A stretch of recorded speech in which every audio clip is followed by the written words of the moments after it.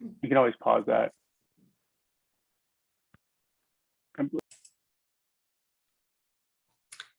Hello, everyone. So glad that you're here. My name is Brittany Larrabee, and I'm a health and wellbeing consultant at Borislow Insurance, as well as a certified yoga instructor. Just a few housekeeping rules before we move into today's presentation. Please mute yourself. And we'll be taking questions at the end of the presentation today via the chat box. And I'll actually be asking you to share some thoughts throughout today, which you'll also want to, if you want to participate by doing so and writing any comments in the chat box as well.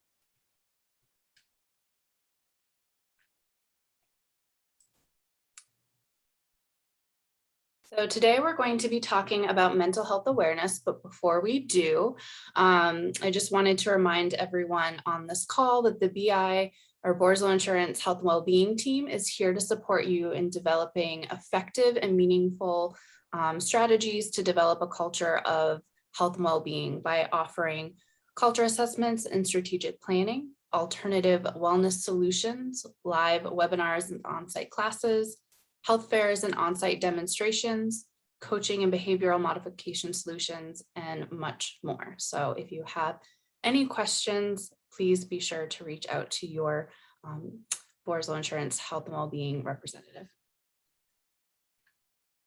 All right, so diving right in, we're going to be talking about mental health, what it is and why it's important, although I'm sure most of you already know, but we'll be going into some statistics as well as some other information. We'll be talking about how mindfulness is an effective tool to support mental health. We'll talk about building a mindfulness practice and what that looks like, some strategies, some best practices to support a person's mental health. And then we'll end by doing a mini meditation.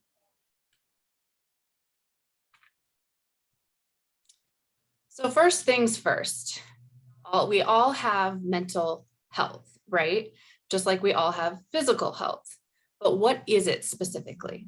Mental health includes a person's emotional, psychological, and social well-being. It affects how we think, feel, and act. So to say that it's important is the understatement of the year. It helps us to determine how we handle stress, relate to others, and make choices in all aspects of our lives, and is important at every stage of life, from the moment you're born to an adolescence through adulthood. So I'm going to go into a poll.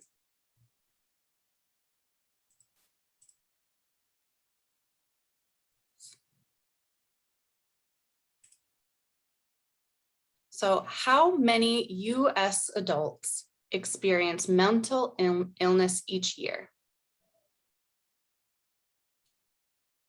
Go ahead and share your thoughts.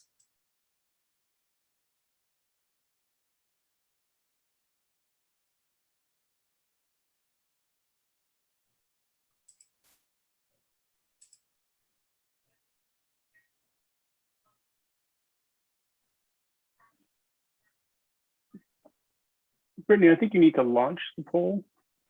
Oh, okay. Unless it was already launched, and then we can just give the answers and launch the second one next time through. Let's see. There we go. Thank you. You're welcome. Put this one. All right, there we go. How many US adults experience serious mental illness each year? 1 in 5, 1 in 10, 1 in 15, or 1 in 20?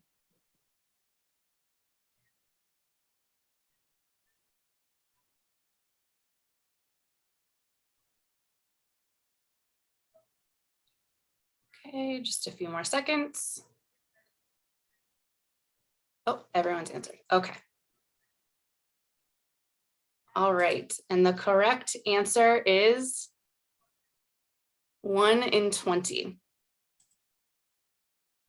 So here are the results, and it looks like a majority of people actually thought it was 1 in 5. So this is a positive that it's less than we expected. Okay. We'll move on to the next. How many youth aged 6 through 17 experience a mental health disorder each year? What do you think that is? 1 in 3, 1 in 6, 1 in 9, or 1 in 12?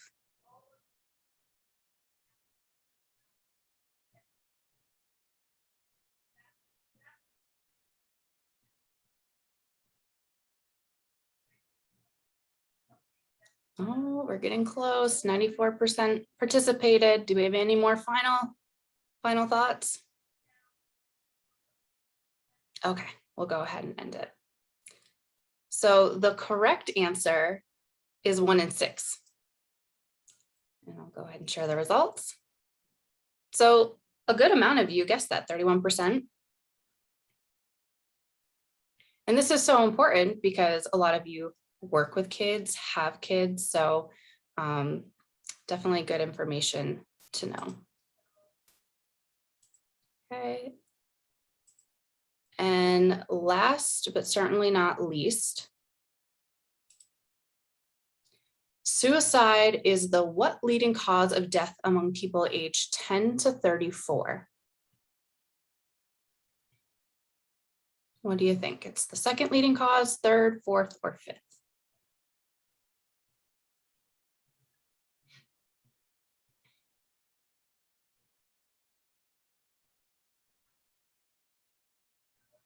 Okay.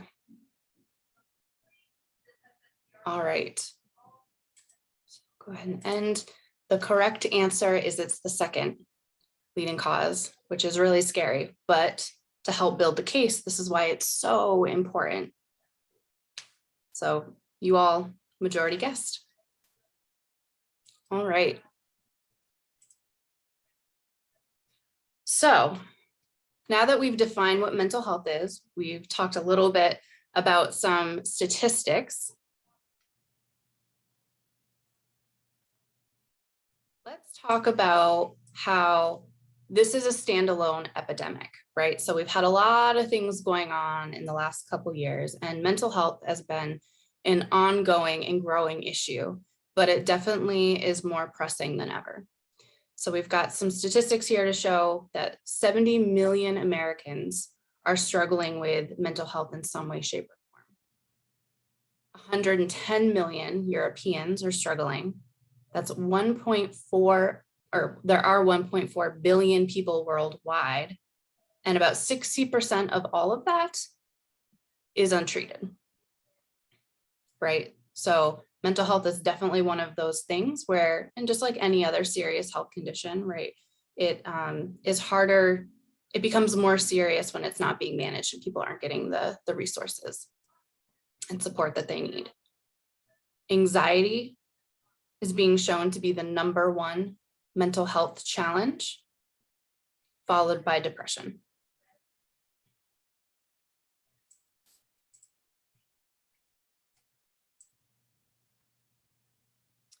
And I'm sure we can all feel this. There is an imbalance of supply and demand. So the supply of available therapists, psychologists, mental health professionals that are accepting patients has declined, and the demand for mental health support and resources is increasing. So what does that mean for us? We need to look at alternative ways, and we need to be innovative into how we're responding to and able to manage and support mental health. And there's actually an interesting article that the Boston Globe had that came out, and it talked about this very issue. So I can share some information around that a little bit later.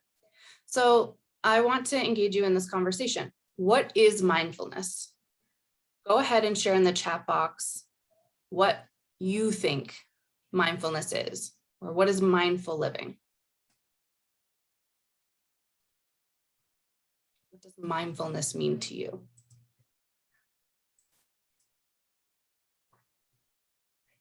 Living in the moment. Taking time to be present, being aware of what's going on. Yep, being present in the moment. Yes, finding peace. All great answers.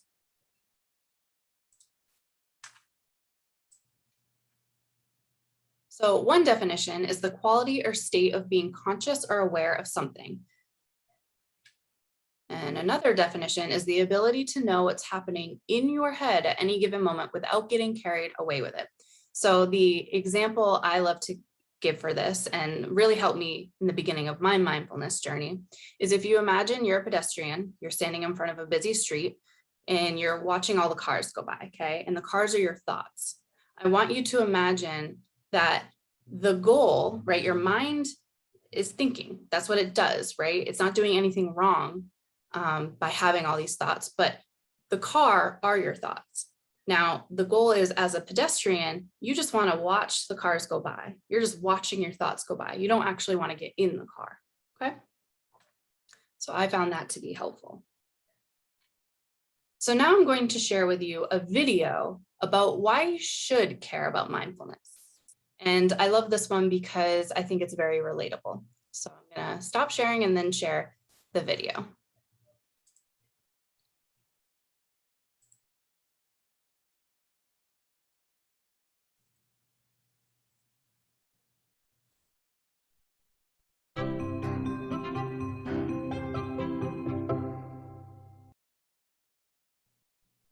You may have heard this word mindfulness. It's become something of a buzz phrase of late. I'm going to give you one simple, serviceable definition, which is this.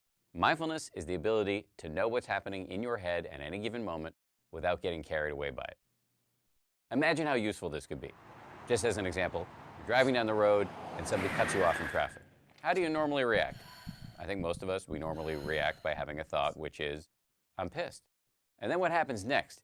You immediately, habitually, reflexively inhabit that thought. You actually become pissed. There's no buffer between the stimulus and your reaction.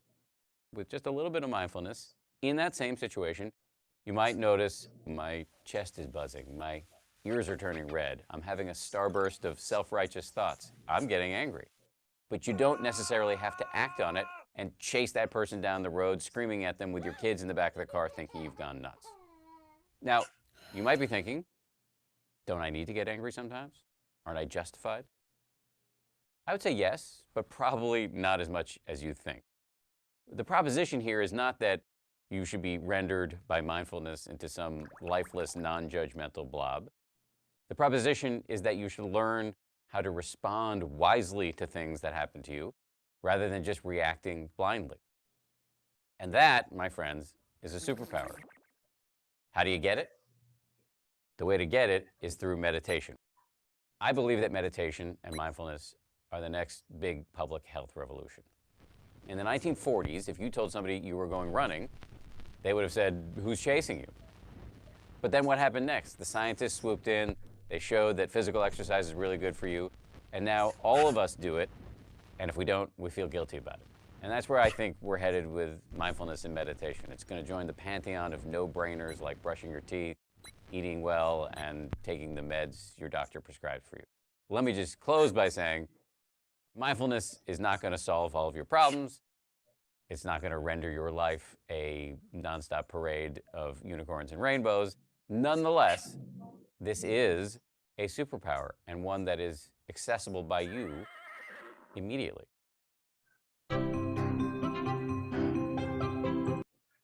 So how many of you could relate to that?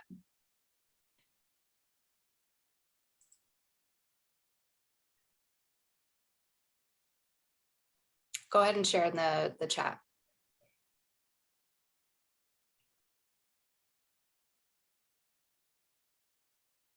And it doesn't just have to be being in traffic. Absolutely. Yeah, I agree. Yes. And the reason we're talking about mindfulness is this as something that you have as a tool at any given point. It is free. You can practice it while you're doing dishes, taking a shower, going for a walk. And meditation is one tool to access mindfulness. So I'm glad that you could relate to this. All right, so now I'm going to share one other video, and this takes a little bit of a different approach. So hold on one moment. video for you.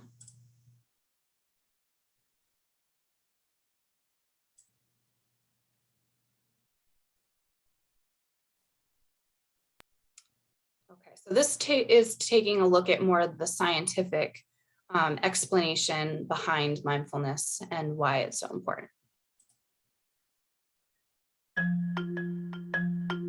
Not so long ago, many scientists believed that the brain did not change after childhood, that it was hardwired and fixed by the time we became adults. But recent advances in only the last decade now tell us that this is simply not true. The brain can and does change throughout our lives. It is adaptable, like plastic. Hence, neuroscientists call this neuroplasticity. How does neuroplasticity work? If you think of your brain as a dynamic, connected power grid, there are billions of pathways or roads lighting up every time you think, feel, or do something. Some of these roads are well-travelled. These are our habits, our established ways of thinking, feeling, and doing. Every time we think in a certain way, practice a particular task, or feel a specific emotion, we strengthen this road. It becomes easier for our brains to travel this pathway. Say we think about something differently, learn a new task, or choose a different emotion. We start carving out a new road. If we keep travelling that road, our brains begin to use this pathway more, and this new way of thinking, feeling, or doing becomes second nature. The old pathway gets used less and weakens. This process of rewiring your brain by forming new connections and weakening old ones is neuroplasticity in action. The good news is that we all have the ability to learn and change by rewiring our brains. If you have ever changed a bad habit or thought about something differently, you have carved a new pathway in your brain and experienced neuroplasticity firsthand. With repeated and directed attention towards your desired change, you can rewire your brain.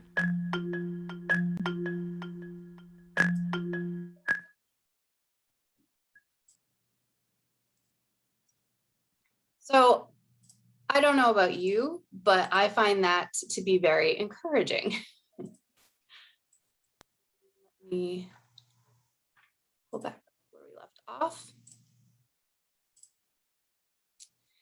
Yeah, so I think it's great to have both aspects or perspectives that we're looking at, right? We have the behavioral kind of experiential side of things, and then we also have the scientific. But either way you look at it, there's a benefit. And I find it very encouraging that we have the capability to change the way we behave and the way we think. And the way we think is how affects how we behave. So if we know that mental health is an issue, and we know that mindfulness is a tool that we can access to help support our mental health, how can we start building a mindfulness practice? And I have some tips and tricks for you. These are not, blow your mind out of this world tips, but sometimes I find that the most basic kind of reminders are always the most helpful. So first things first, start small. When I first started my meditation practice, I actually went to go sit down and set my timer for 5 minutes, and that was too long. So start with a minute, start with 30 seconds. It's amazing how little it takes for you to actually start building that practice, and you can build up as you continue. Consistency is huge. So it is more important that you are practicing some form of mindfulness, whether that be meditation or yoga, whether it's 1 minute daily versus 10 minutes once a week. So start small and be consistent. Keep an open mind. However you label mindfulness or whatever your thoughts are around it, the science backs it up 120%. So be open to trying something new. Be open-minded to your experience. And if you're starting this for the first time, or maybe you've tried it before and you've been put off, trying a guided method is a great way to get started, right? You don't have to think about what you're doing. Someone's going to guide you every step of the way and remind you and give you cues. So that's a great method, whether it's a guided meditation, guided yoga, And there's so many free resources on YouTube, or if you download apps, a lot of times they have kind of trial or free access to some of those resources. Implement an attitude of exploration. So if you, instead of judging an experience or a thought, if you can switch that to, I wonder what's going on, or being more curious, kind of exploring what you're experiencing in that mindfulness practice, you'll have a much better experience. And remembering that there's no right or wrong. When it comes to mindfulness, you cannot do it wrong. But the main thing is you have to actually show up and try. And then letting go of expectations. We've talked about it before. I know Kim Grady has talked about it, but when we have expectations, a lot of times that can ruin the present moment and what we're actually experiencing. So if we've got mindfulness and we've got some best practices, what are some other things that we can do to support our mental health? I recently attended a webinar through Alcoa, and Sheila Hamilton, who's the founder of Well Solutions, shared what her team of psychologists came up with as the top things a person can do to support their mental health. And I thought this was so simple, but really profound. So I've added to this the regular mindfulness practice because I have read the research and I've experienced it in my own life. So on top of our regular mindfulness practice, it's also recommended that you engage in joyful movement. So we all know the benefit, we've heard it time and time again, right? The benefits of exercise. It helps get those feel-good chemicals pumping through our body. It gives us energy, it helps us focus, sleep better, right? But engaging in something that is fun, that is joyful for you. Is that dancing? Is it rock climbing? Is it going out on the mountain? Is it going for hikes? So something that brings you joy is huge. Talking to someone, and not just anyone, someone that you can share your dark moments as well as your bright and joyful moments with, and someone who's going to compassionately listen. So if you don't have a person like that in your group of your circle, your family, your friends, or support groups, that's when I would definitely encourage you to talk to someone. And I know earlier we had just talked about how access to someone to talk to, especially professional help, is really challenging to come by. So as part of the follow-up, I'm going to share some recommendations for that. And then sleep. We are all so sleep deprived. I am very aware of that with my 1-year-old niece and my sister and the lack of sleep. But do what you can, practice good sleep hygiene so that you are doing what you can to get somewhere between 7 and 9 hours of quality sleep, because that is huge. Right. So with all this information that we've just learned, or for some of you review, I'd like to actually engage you in a mini mindfulness session. So we're going to do just 5 minutes of meditation. And if you're like, oh, rolling your eyes, you did show up for a reason. So I'm going to ask that you put everything aside and you engage in this, okay? Even if you've already meditated today or you got a million things on your mind. So I want you to go ahead and close your eyes, okay? No one can see you. And wherever you're sitting, I want you to sit up nice and tall. Your feet flat on the ground. Lengthening your spine. Roll the shoulders up towards your ears and let the shoulder blades glide down the length of your spine. Crown of the head tall.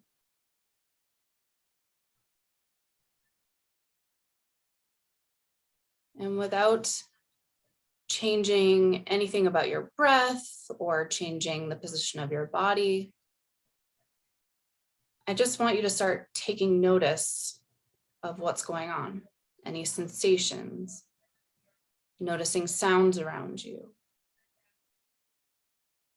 How does the breath feel?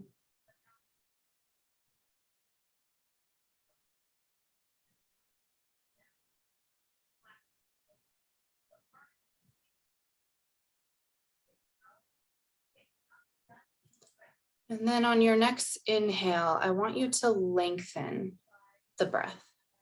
Just take a little bit of a deeper breath in through your nose and feeling it all the way into your lower belly.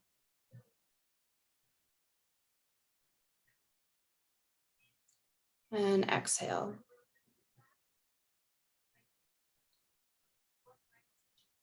So focus on your inhale and your exhale, the breath moving through your nose to your low belly, and on the exhale, low belly through the nose.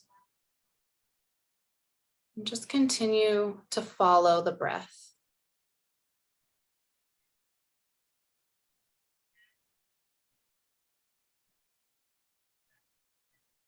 Make sure the hands are placed comfortably, either on a chair or on your thighs.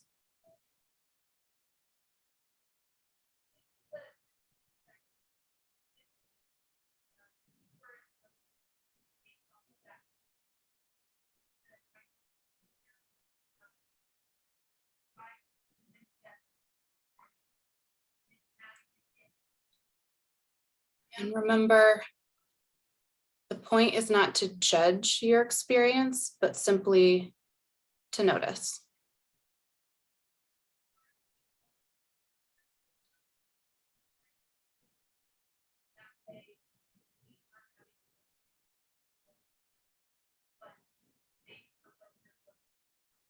And regardless of what is going around you, what sounds you hear, let your breath be your focal point.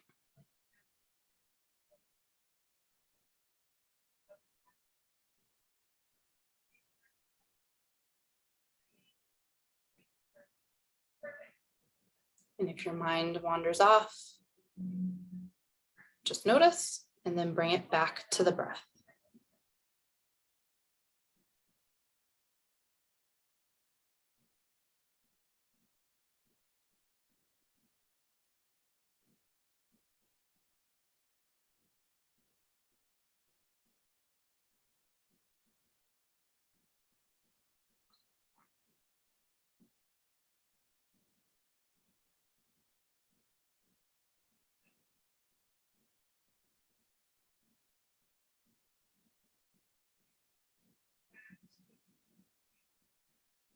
Bring the attention back to your breath.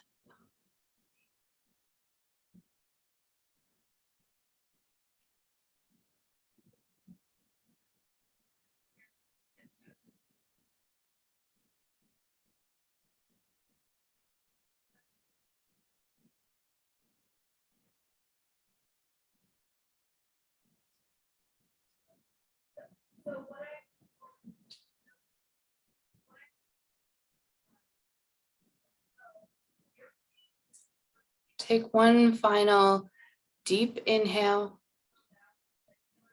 And on the next exhale, lower your chin to chest. You can gently flutter the eyes open and lift the gaze. And before we start taking any questions, I'd love to hear in the chat box how you felt, what your experience was. In just 5 minutes, without any judgment, did you notice a shift? Did you not notice a shift? Was it hard for you to focus? More relaxed? That's awesome.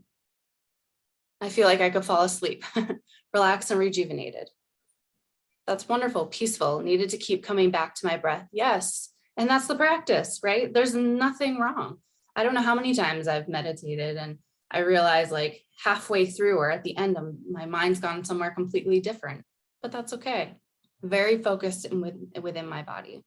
So remember that whether it's meditation, another mindfulness practice, or some other tool that you're using, you have access to this at any point in time. And my heartbeat was very distracting. So I hope that everyone learned something valuable. I encourage you to not just take this information, but to do something with it. And at this point in time, we will take questions.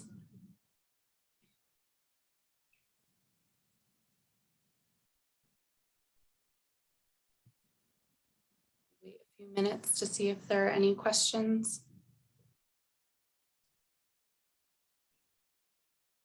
All right. Well, thank you so much, and I hope you have a wonderful day.